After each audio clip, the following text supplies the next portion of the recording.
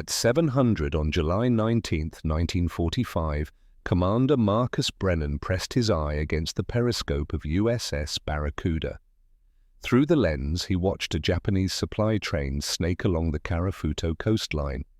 40 soldiers in each car, ammunition, supplies, everything the enemy needed to kill American boys when the invasion came. Brennan was 31 years old, 5 war patrols as Barracuda's commander, 17 enemy ships already at the bottom of the Pacific, but this wasn't a ship. This was a train. And submarines didn't hunt trains. The question burned in Brennan's mind like a lit fuse. How does a submarine kill something on land? 6 months earlier, he hadn't been asking that question. 6 months earlier, he'd been hunting ships. And he'd been damn good at it. January 1945, the South China Sea. Nam Quan Harbor sat on the coast like a fortress.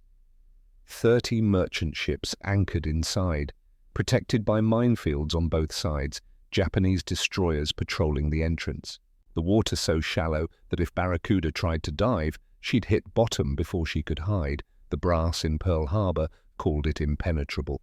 Brennan called it math. He stood in the conning tower, studying the charts. His executive officer stood beside him, sweating despite the cool evening air. "Sir, we can't dive in there. 20 feet of water, maybe less." Brennan didn't look up from the charts. "I know. If they spot us, we're dead. No room to maneuver, no way to escape. I know that too." "Then why?" "Because those 30 ships will kill Americans if we don't stop them." Brennan tapped the chart. "Here, uncharted channel, probably deeper, probably." Probably wasn't a word submarines liked, but Brennan had done the calculations. Current, tide, moon phase. The destroyers would be changing watch at 0200. 30 seconds when both crews were distracted. 30 seconds to slip past. Math and timing, that's all war was.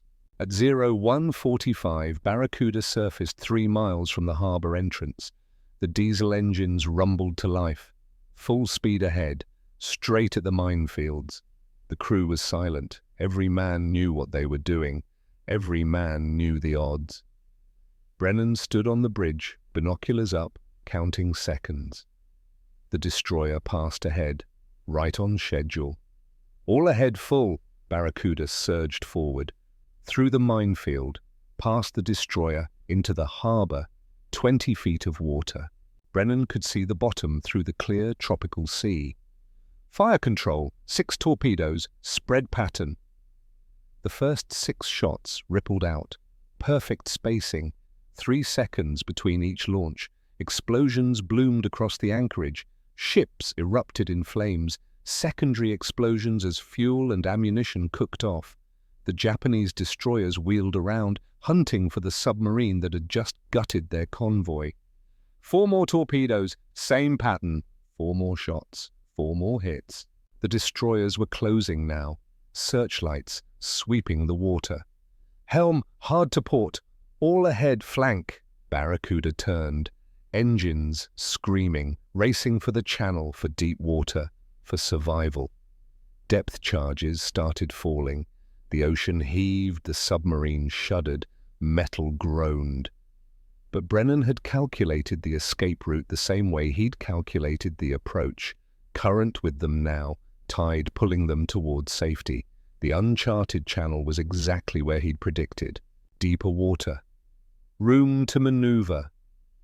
Barracuda roared through. Behind them, 8 Japanese ships burned. Ahead, open ocean.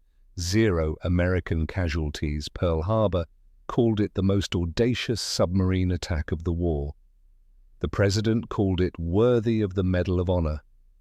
Brennan called it acceptable results. But acceptable wasn't enough. It was never enough. June 1945. Pearl Harbor. The war was ending, everyone could feel it. Germany had surrendered in May, Japan was next. Just a matter of time. But for submarine crews, the war had already ended. The Pacific was empty. American submarines had hunted Japanese merchant shipping to extinction. The enemy had no more cargo ships, no more tankers, nothing left to sink. Barracuda sat at dock, her crew restless, warriors without a war. Brennan stood in the Admiral's office, dress whites crisp, Medal of Honor ribbon on his chest. The Admiral sat behind his desk, smiling. "Commander Brennan, congratulations again on Nam Quan." "Thank you, sir. You've earned a rest. We're assigning you to training command. Teach the next generation. Share your expertise." A desk job. They were giving him a desk job. Brennan kept his face neutral. "Sir, I respectfully request to remain in combat operations." The smile faded. "Commander, you've completed 5 war patrols. You've earned, I haven't earned anything except the right to finish what I started." Silence filled the office. The Admiral leaned back. "There's nothing left to fight, no targets. What do you propose to do, Commander? Sail in circles?" Brennan had anticipated this. He pulled a folder from his briefcase. Research reports, technical specifications, Mark 51 rocket launcher system. "Sir, we have no merchant ships to hunt, but Japan still has factories, shipyards, military installations all along the coast, all vulnerable." The Admiral opened the folder, frowned. "These are anti-aircraft rockets, for landing ships." "Yes, sir, but they don't have to be." Brennan pointed to the specifications.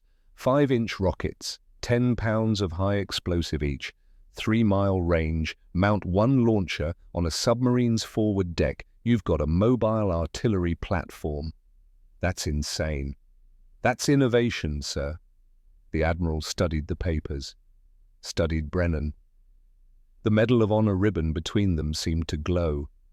"1 patrol, Commander, 1. You find targets and make this work.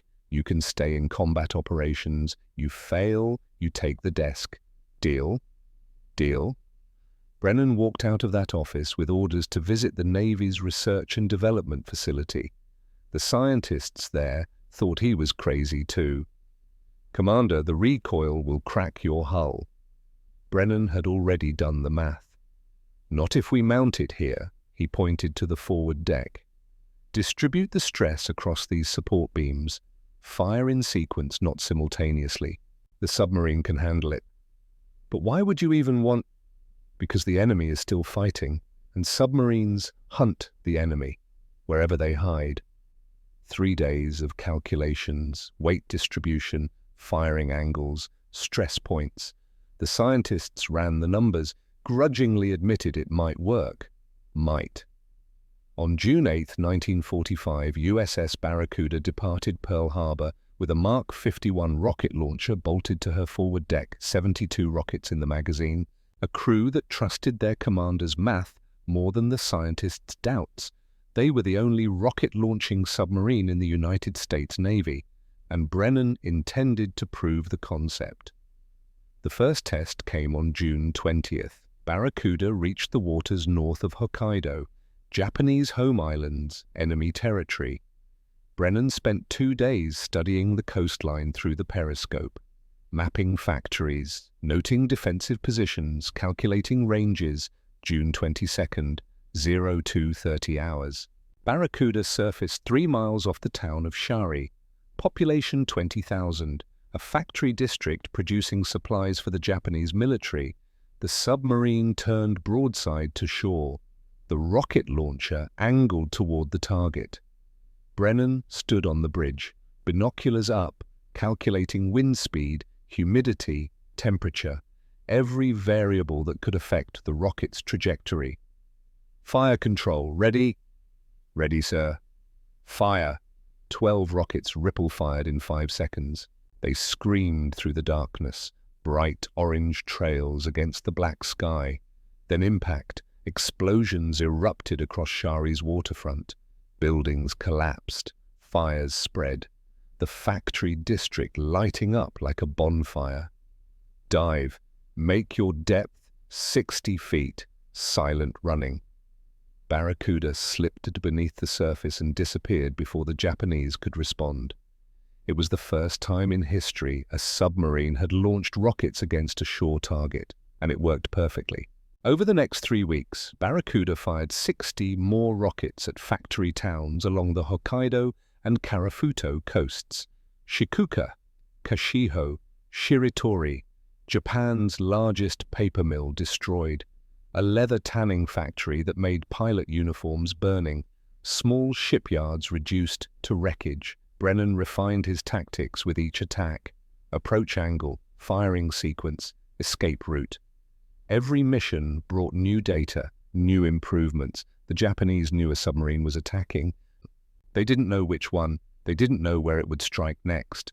Brennan kept them guessing. By mid-July, Japanese reconnaissance aircraft were hunting for Barracuda, but Brennan kept moving, kept striking, kept the enemy off balance. Then, on July 19th, everything changed. Brennan stood at the periscope, conducting a routine patrol sweep of the southern Karafuto coast. The lens tracked along the shoreline, mountains, beaches, small fishing villages. Then he saw it, a railroad, running parallel to the coast, less than 400 yards from the water's edge. Brennan adjusted the magnification, watched, waited. 20 minutes later, a train appeared. Locomotive pulling freight cars, moving north at steady speed. He tracked it until it disappeared around a bend, started counting. 40 minutes later, another train, this one heading south. Brennan stayed at the periscope for the next 12 hours, crew rotating around him, bringing food he didn't eat, coffee he didn't drink. He counted 6 trains in 12 hours, each carrying between 40 and 60 soldiers, each hauling ammunition and supplies for the garrison at Kashiho. Intelligence had estimated 2 to 3 trains per day on this route. Intelligence was wrong. This wasn't just a railroad, this was a critical supply artery, feeding Japanese forces preparing to defend the homeland against American invasion. Every soldier on those trains would be shooting at American boys when the landing came. Every crate of ammunition would kill someone's son. Brennan stepped back from the periscope. His executive officer approached. "Sir, problem?" Brennan stared at the grey steel walls of the submarine, thinking, calculating. "Get me Chief Gunner Blackwood and Electrician's Mate Ashford. Officer's wardroom, 30 minutes. "What are we planning, sir?" Brennan looked at him. "We're going to sink a train." The executive officer blinked. "Sir, submarines didn't launch rockets either, until we did." The wardroom meeting was brief. Brennan laid out the problem like an equation. "Deck gun won't work. We can shell the tracks, but the Japanese will repair them in hours. Rockets can't hit a moving target with enough precision. Torpedoes are useless on land." He paused. "We need something new, something they won't expect." Blackwood spoke up.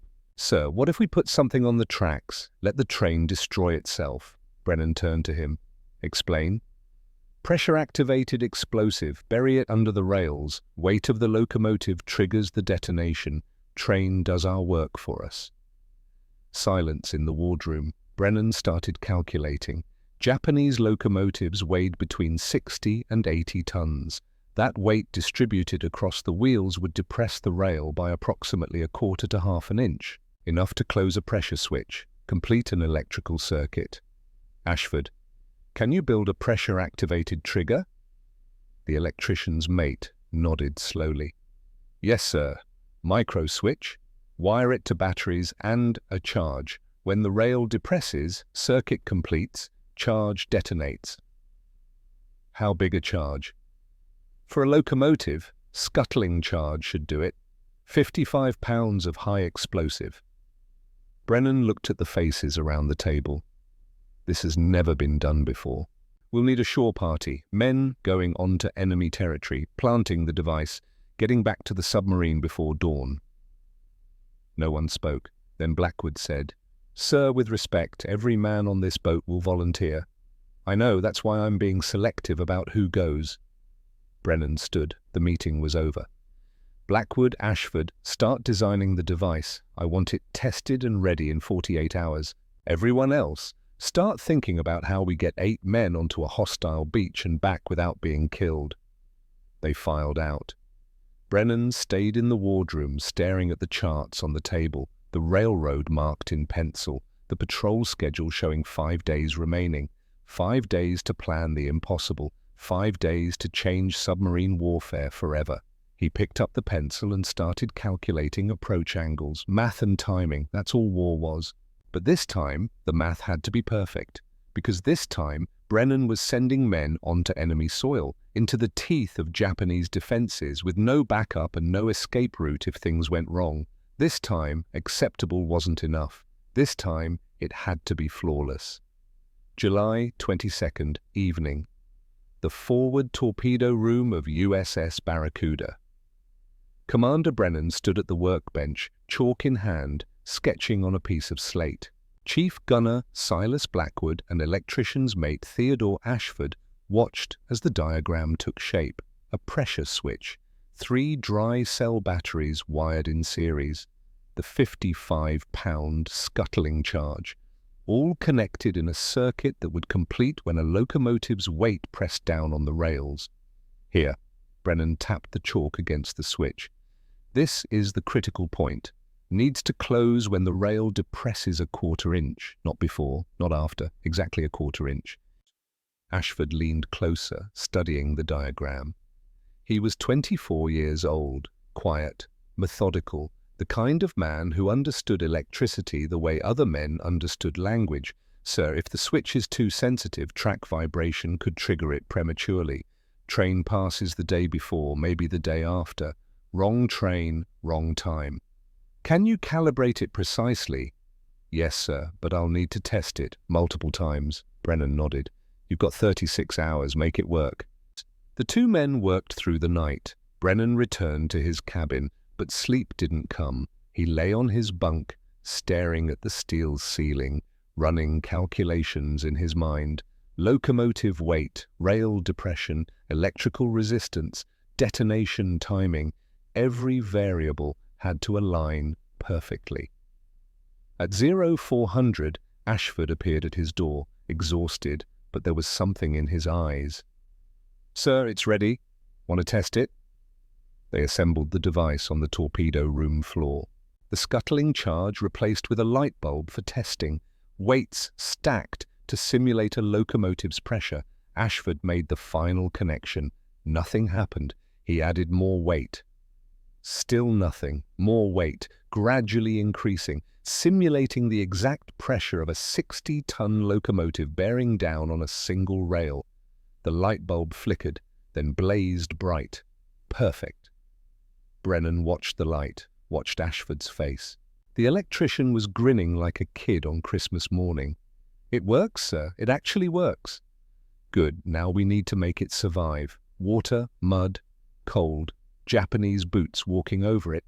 Needs to stay functional for at least 12 hours after we bury it. Ashford's grin faded. Back to work.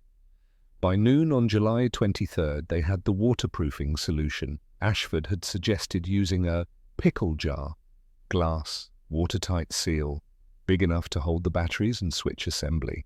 Brennan tested it personally, submerged the jar in a bucket of seawater, left it for 6 hours, retrieved it, opened it, bone dry inside. This'll work. Build 3. Test all 3. I want 2 backups. Sir, we only need 1 device for the mission. I know, but Murphy's Law applies double on enemy territory. If something can fail, it will. We bring backups. The second test came that afternoon. They'd built a mock-up of the pressure switch and buried it in a wooden crate filled with gravel. Simulated rail ties on top. Brennan had the crew drop weights on it.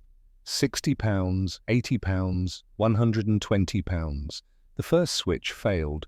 Triggered at 90 pounds. Too sensitive. Ashford adjusted the calibration. Added a rubber gasket to dampen vibration. Second test.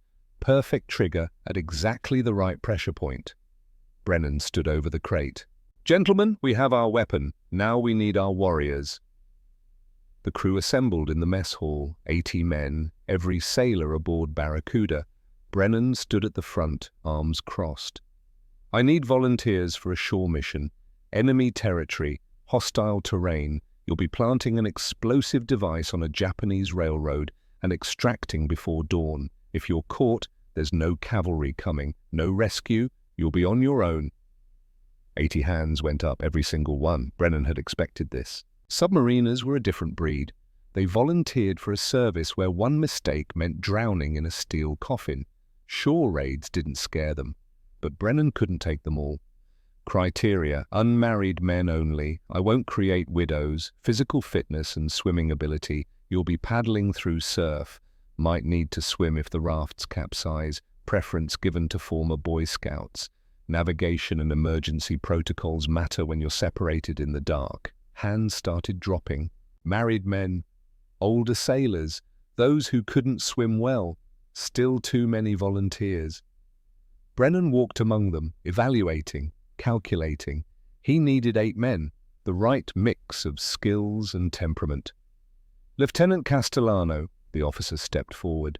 Dominic Castellano, 29 years old, 3 years aboard Barracuda, calm under pressure, good decision maker. "You'll command the shore party." "Yes, sir." "Chief Blackwood, you're second in command." "You know the device, you know the mission." "Understood, sir."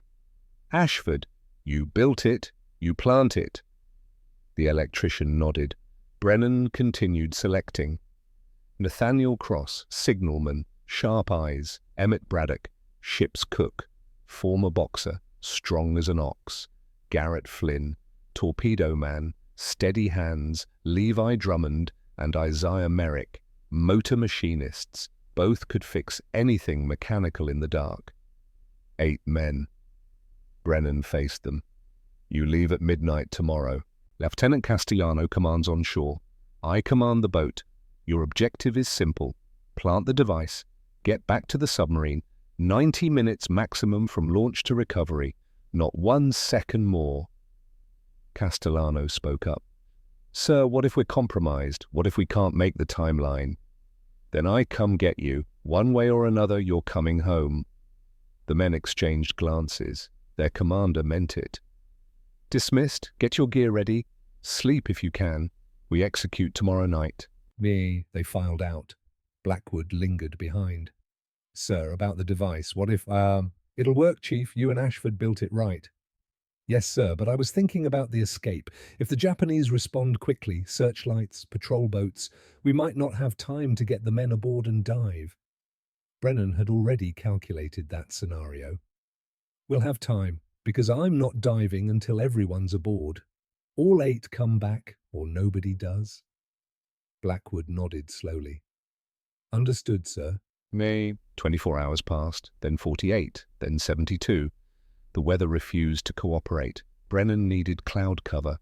The moon was 3/4 full. On a clear night, it would illuminate the submarine like a spotlight. The Japanese would see them a mile away. But the skies over Karafuto remained stubbornly clear. Day 1, clear. Day 2, clear. Day 3, still clear. Brennan paced the conning tower, checking the barometer, studying the horizon, willing clouds to appear. His executive officer approached carefully. "Sir, we have 2 days left in the patrol schedule. If the weather doesn't break, it will. But if it doesn't, we'll have to abort and return to Midway. We don't have enough fuel to extend." Brennan turned to him. "Then we better hope the weather changes." July 24th, morning. The barometer started dropping. By afternoon, cirrus clouds appeared on the western horizon. By evening, stratus clouds were capping the mountain peaks along the Karafuto coast. Brennan watched through binoculars, the cloud cover building, moving east, toward them. At 1800 hours, he made the decision. "All hands, mission executes tonight. Shore party, final preparations. Engineering, I want this boat ready to move fast when those men come back. Navigation, plot me 3 escape routes. Radio, maintain listening silence." The crew moved with practiced efficiency, no wasted motion. No unnecessary talk. Brennan returned to his cabin, opened his footlocker, removed the letter he'd kept there since Nam Quan Harbor. Harrison's letter. The 19-year-old sailor who'd died in the depth charge attack. The letter to his mother that never got mailed. Brennan read it again. Same words he'd read 100 times. "Mum, don't worry about me. Commander Brennan takes care of his crew. He won't let anything bad happen to us." The kid had been wrong.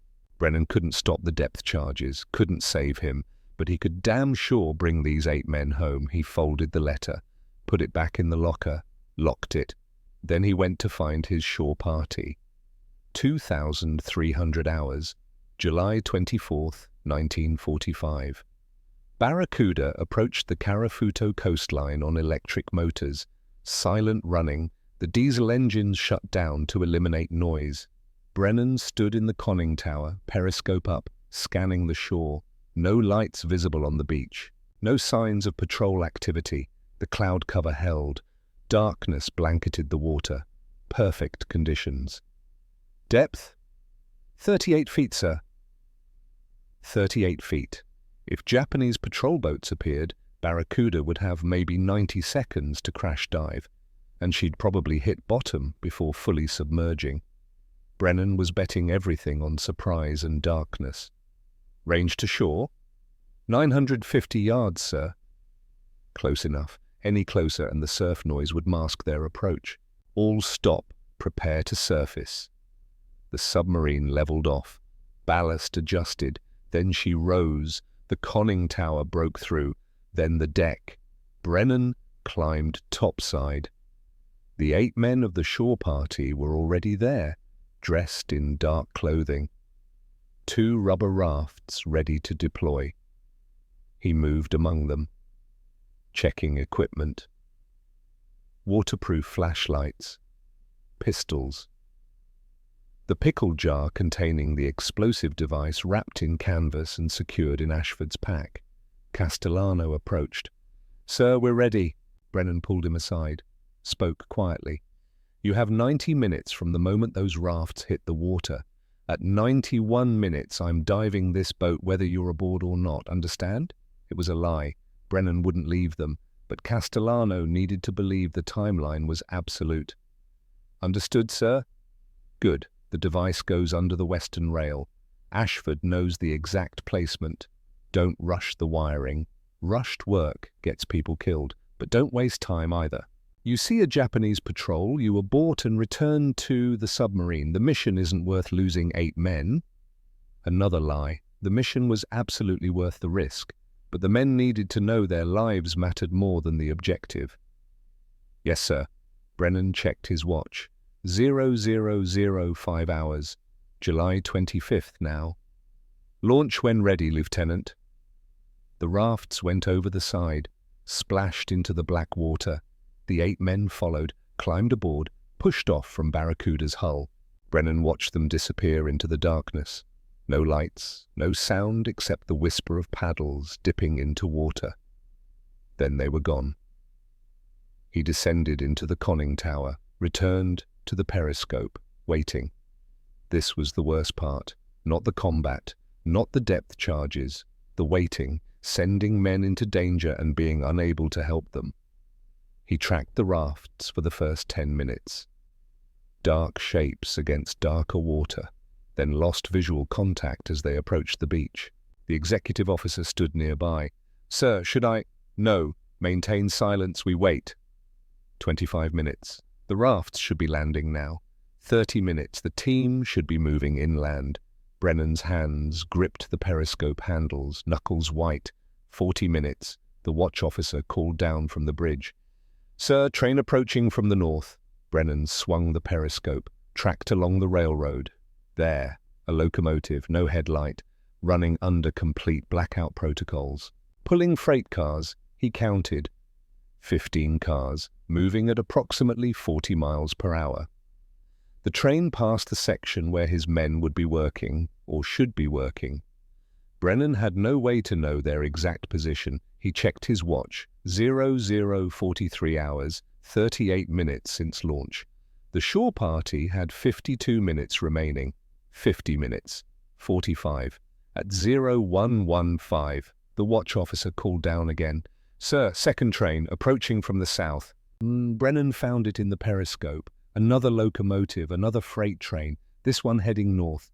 Opposite direction from the first, 14 cars, same speed. The railroad was more active than expected. 2 trains in 32 minutes, that was good. More targets, higher chance of success. But it also meant more Japanese personnel in the area, more eyes that might spot the shore party. Brennan stayed at the periscope, watching, waiting, 70 minutes, 80 minutes. At 0135, he saw movement on the beach. Dark shapes, the rafts. "Contact! Shore party returning." The crew stirred, relief spreading through the submarine, but they weren't safe yet. The rafts pushed out into the surf, started paddling toward Barracuda. Brennan calculated. 950 yards, 8 men paddling, 15 minutes, maybe 20 depending on current.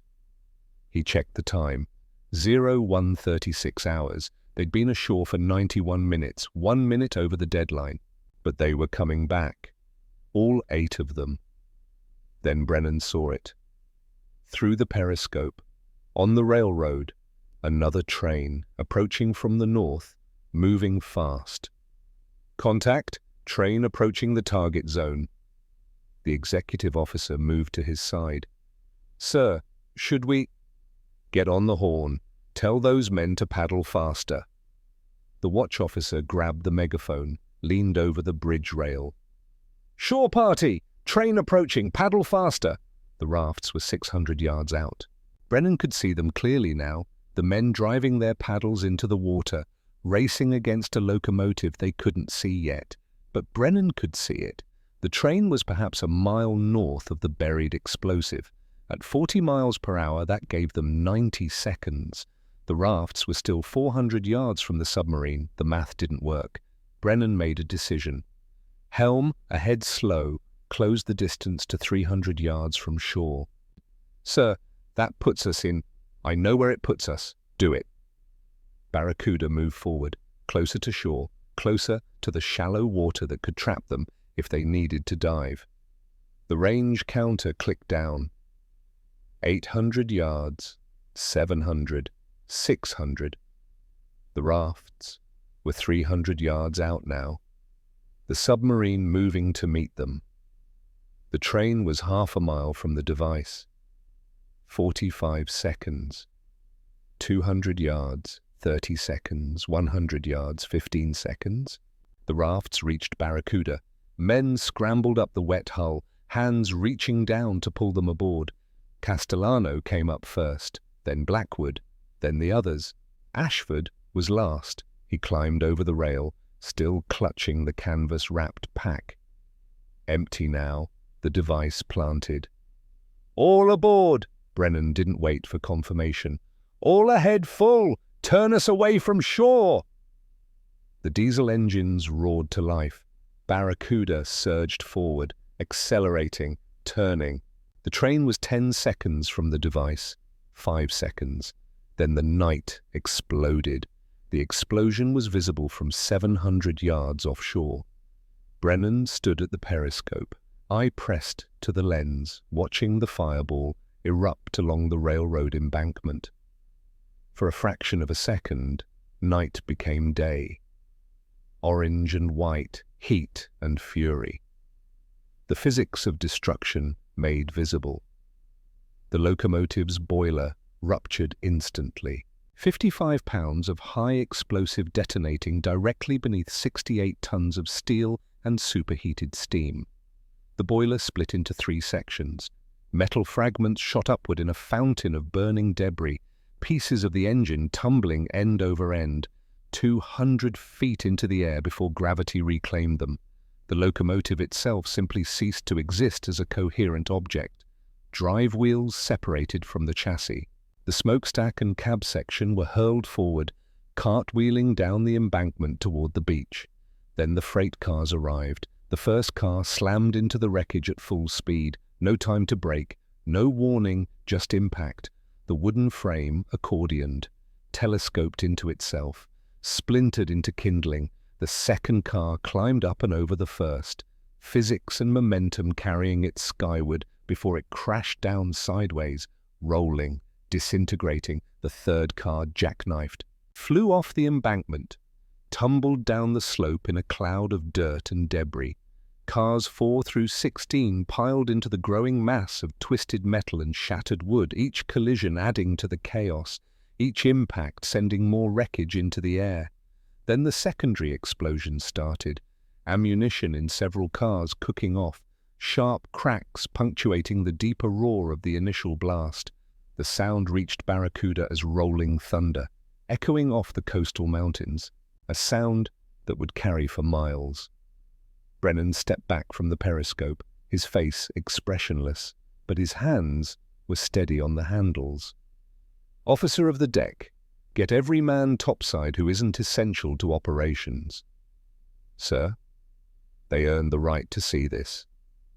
Within minutes, the submarine's deck and conning tower were crowded with sailors. 72 men watching fires burn along the Carafuto coastline, watching smoke rise into the night sky. Ashford stood near Brennan. The electrician's face was illuminated by the distant flames, tears streaming down his cheeks. Brennan noticed, said nothing, let the man have his moment. Castellano approached from below, climbed up beside the commander. "Sir, device functioned perfectly, exactly as designed." "Good work, Lieutenant." "All men accounted for?" "Yes, sir. 8 went ashore, 8 came back. 0 injuries." Brennan nodded. That was the number that mattered. 0. He checked his watch. 0147 hours. July 25th, 1945. The mission was complete. The device had worked. The train was destroyed. But they weren't safe yet. The searchlights came on 3 minutes later. Brennan saw them through the periscope. 3 coastal positions, coordinated sweep patterns. The Japanese knew a submarine had done this. They were hunting. The beams swept across the water, methodical, professional, looking for the vessel they knew must be out there. Barracuda was still on the surface, running at maximum speed toward deeper water. Her dark grey paint helped her blend into the black ocean, but if one of those searchlight beams caught her, coastal artillery would open fire within seconds. Depth reading? 48 feet, sir. Still too shallow for a safe crash dive, but better than the 36 feet they'd been operating in near shore. Brennan made calculations. The searchlights were moving in a standard search pattern, grid-like, efficient. They'd sweep across Barracuda's position in approximately 4 minutes, unless he changed course. "Helm, come to course 045 northeast. Take us away from the search pattern." "Aye, sir. Course 045. Barracuda turned, the diesel engines running at 150% overload, the same emergency power setting Brennan had used during the escape from Nam Quan Harbor. The submarine was making 23 knots on the surface, fast, but leaving a phosphorescent wake that would be visible if the searchlights got close enough. The beams continued sweeping, closer, closer. "Depth now?" 55 feet, sir." Still not enough. The searchlight swept across the water 200 yards behind them. The beam illuminating the wake Barracuda had left 30 seconds earlier. The Japanese adjusted their pattern, following the wake, tracking toward the submarine. Brennan watched through the periscope, calculating speed, distance, angles. "Depth?" 60 feet, sir." Barely enough, but it would have to do. The searchlight was 100 yards behind them, closing. "Dive, dive, dive!" The klaxon blared. Men moved with practiced efficiency, hatches sealed, ballast tanks flooded, Barracuda's bow tilted downward. The deck crew had already secured all topside equipment, everything buttoned up tight, 90 seconds from the order to fully submerged. The submarine leveled off at periscope depth. Above them, the searchlight swept across empty water, illuminating the spot where Barracuda had been 10 seconds earlier. But the submarine was invisible now, 20 feet below the surface, silent, running on electric motors. Make your depth 100 feet, slow to 3 knots, minimal noise signature. Aye, sir. Barracuda descended into the black water. The sounds of the surface world fading, the submarine becoming a ghost. Brennan stayed at the periscope station, listening to the sonar reports, Japanese patrol boats launching, multiple contacts, moving in search patterns, but they were looking in the wrong place, following false trails, chasing shadows. Barracuda slipped away, slow, quiet, patient. 6 hours of submerged evasion. Brennan, commanding from the conning tower the entire time, never sleeping, never resting, just watching, listening, waiting for the all-clear. At 0800 hours on July 25th, he risked raising the periscope. No patrol boats visible, the searchlights extinguished with the dawn, smoke still rising from the railroad embankment where the train had exploded. Surface the boat, resume patrol operations. Barracuda rose, broke through into daylight. The crew breathed fresh air for the first time in 6 hours. But Brennan wasn't done. He returned to his cabin, pulled out the charts, marked their position, calculated remaining fuel, remaining patrol time, 4 days left before they had to return to Midway. He intended to use every hour. July 26th. Barracuda surfaced off the town of Shari, the same factory district they'd hit with rockets on June 22nd. But this time, Brennan had a different target, a military radio station on the hill overlooking the town. The antenna array was visible from 3 miles out. Tall towers. Strategic communications hub. Gun crew to stations, load high explosive. The 4-inch deck gun was manned within minutes. Brennan directed fire personally, calculating range, elevation, wind drift. Fire, the gun barked. The shell arced through the morning sky, impacted 50 yards short of the antenna. Brennan adjusted. Up 2 degrees, right 1 mil. Fire, direct hit. The shell exploded at the base of the main tower. Steel buckled. The antenna collapsed. 3 more rounds. 3 more hits, the radio station burning, the building destroyed. Cease fire, secure the gun, dive the boat. Barracuda disappeared beneath the surface before Japanese aircraft could respond. July 27th, Shirako Shipyard.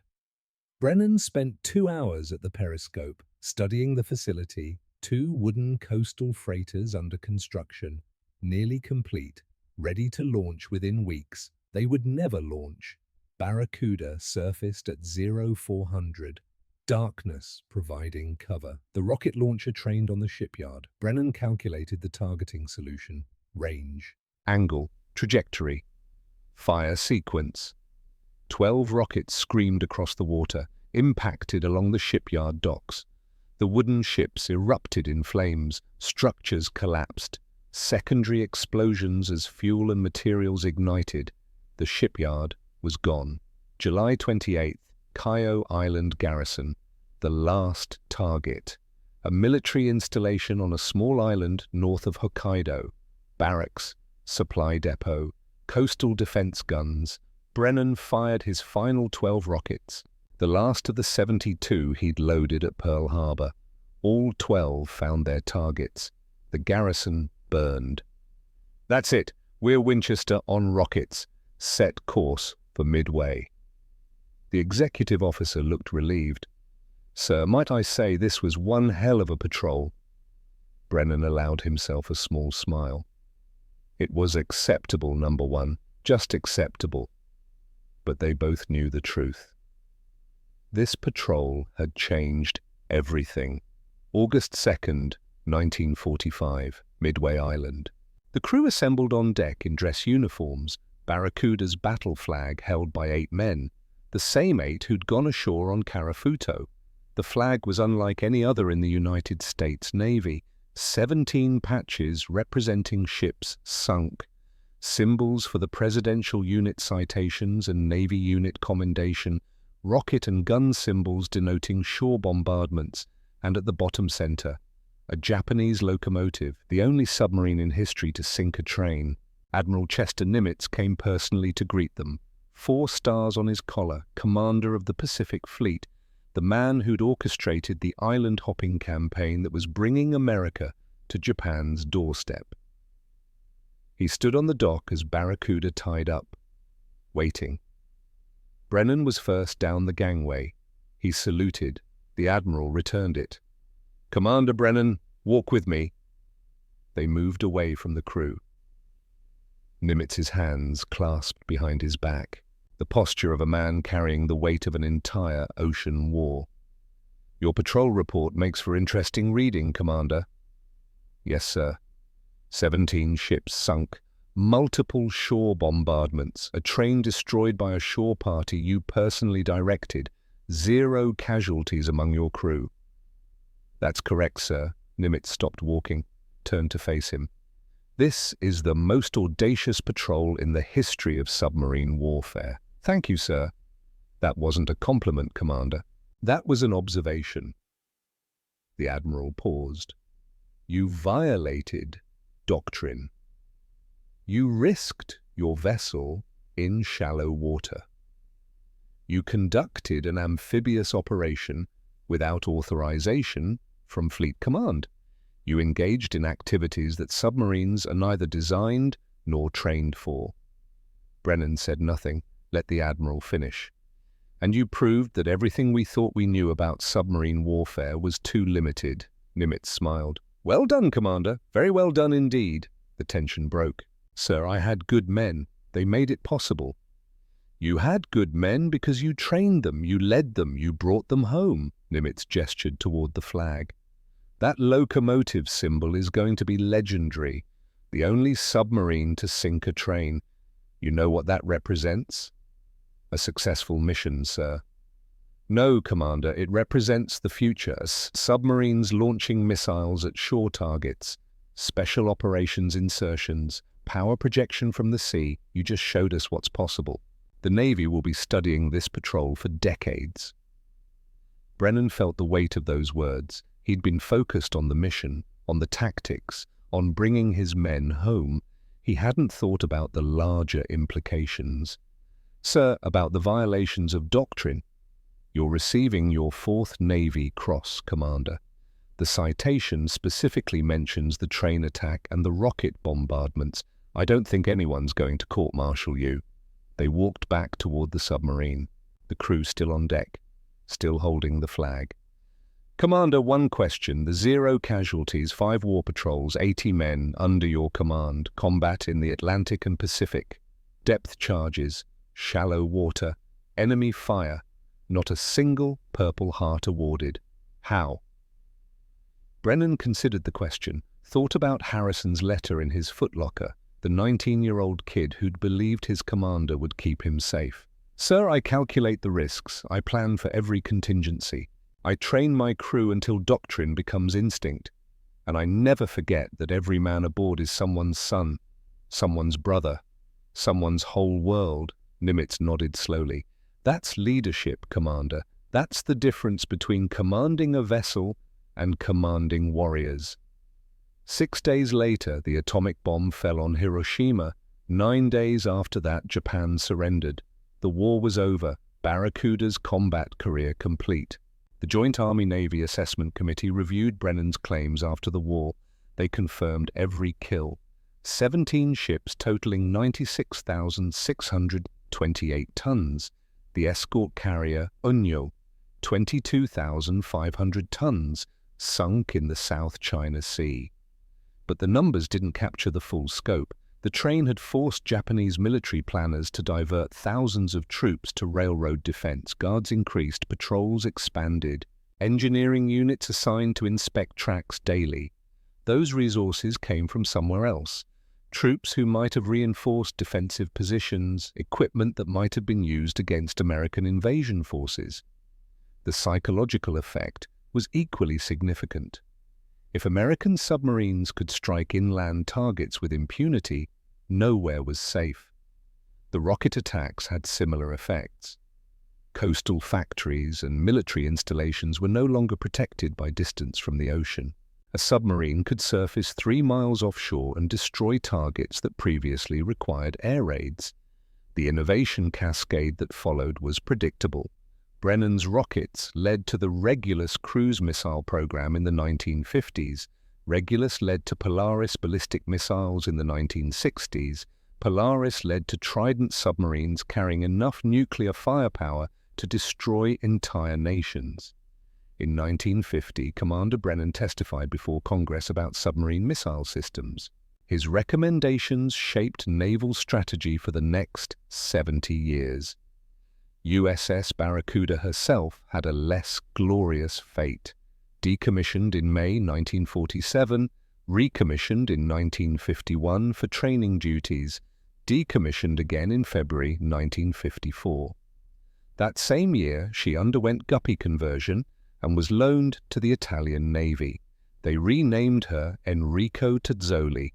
She served for 18 years. By 1972, she was obsolete, worn out, no longer economically viable to maintain. The Italian government sold her for scrap metal. Final price, approximately $100,000. When Brennan learned what had happened, he reportedly said the crew would have pooled their money to buy her back if they'd known. But by then, the submarine was already being cut apart in an Italian scrapyard. Only the battle flag survived. The Submarine Force Library and Museum in Groton, Connecticut acquired it. Visitors can see it today, behind glass. The 17 ship symbols, the train at the bottom, the Medal of Honor ribbon at the top. The flag tells the story more eloquently than any historical account. Marcus Brennan remained in the Navy after the war, rose through the ranks, commanded submarine squadrons, testified before Congress on undersea warfare. In 1960, President Eisenhower personally approved his promotion to Rear Admiral. He commanded the Pacific Submarine Force from 1964 to 1966, finished his career as Director of Naval Intelligence. Retired in 1972 after 37 years of service. In 1992, he published his memoir, Thunder Below. The book became required reading at the Naval Academy. Every midshipman studying the chapter on the train mission, learning how innovation and leadership combined to achieve the impossible. Brennan died on June 28, 2007. He was 93 years old, buried at the United States Naval Academy Cemetery in Annapolis. But there was one statistic he valued more than all the tonnage sunk, more than all the medals earned, more than all the recognition received. Zero. 0 Purple Hearts awarded to anyone who served under his command during 5 war patrols, 0 casualties. That statistic defined Marcus Brennan's command philosophy more than any tactical innovation or daring raid. He took calculated risks, but never reckless ones. He pushed his crew to the absolute limits of submarine capability, but never beyond the point where training and skill could compensate for danger. 5 war patrols, hundreds of depth charge attacks, thousands of miles through minefields and shallow water, countless hours surfaced in enemy-controlled seas, and every single man who served under Brennan came home alive. The 8 men who went ashore that night in July 1945 conducted the only Allied ground combat operation on Japanese home islands during the entire Pacific War. No Marines landed on Honshu, no Army troops fought on Hokkaido, no paratroopers dropped on Kyushu. The only American combatants to engage enemy forces on Japanese sovereign territory were 8 submariners from USS Barracuda, armed with shovels, a pickle jar full of batteries, and 55 pounds of high explosive. They returned to ordinary lives after the war. Castellano, Blackwood, Ashford, Cross, Braddock, Flynn, Drummond, Merrick. They married, raised families, worked regular jobs. They rarely spoke about what they'd done. The mission remained classified for years. Even after declassification, the men didn't seek publicity. But history remembers. Today, the battle flag hangs in a museum. The locomotive symbol at the bottom still draws questions from visitors who don't know the story. When they learn what happened on July 25, 1945, they understand. They understand that submarine warfare wasn't just about torpedoes and periscopes. It was about innovation, adaptation, courage, and commanders who valued their crews' lives above personal glory. Marcus Brennan proved that submarines could do anything: hunt ships, launch missiles, destroy shore targets, insert commando teams onto hostile soil. The only limits were imagination and mathematics, and Brennan excelled at both. He brought his men home, all of them, every single one. That was leadership. That was his legacy. That was the measure of the man who sank a train.